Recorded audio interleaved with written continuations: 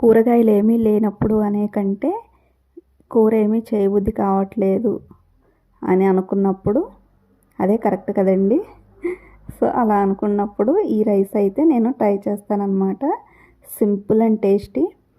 ఇక్కడ చూపిస్తున్నది tomato rice friends. ఇక్కడ కొంచెం గీ, కొంచెం నెయ్యి అండ్ కొంచెం ఆయిల్ వేసుకొని హీట్ అయిన తర్వాత ఒక్కొక్క టీ స్పూన్ చొప్పున ఆవాలు, జీలకర్ర వేసుకున్నాము. అలాగే ఒక 2 ఎండుమిర్చి, అలాగే ఒక 2 యాలకులు, 4-5 చెక్క, లవంగా వేసుకొని అవి దోరగా వేగాక ఒక బిర్యానీ ఆకు కూడా యాడ్ చేసుకొని ఒక గుప్పెడు జీడిపప్పు అవి కూడా ఫ్రై అయిన తర్వాత సన్నగా కట్ చేసి పెట్టుకున్న ఉల్లిపాయ ముక్కలు, అలాగే పచ్చిమిర్చి చీలికలు కూడా వేసుకొని మెత్తపడే వరకు వేయించుకొని నెక్స్ట్ సన్నగా పీసెస్ కింద కట్ చేసుకున్నాం. మనం ఇక్కడ చేసిన టమాటో రైస్ కాబట్టి టమాటో క్వాంటిటీ అనేది మనం రైస్ని బట్టి డబుల్ క్వాంటిటీలో తీసుకుందాము.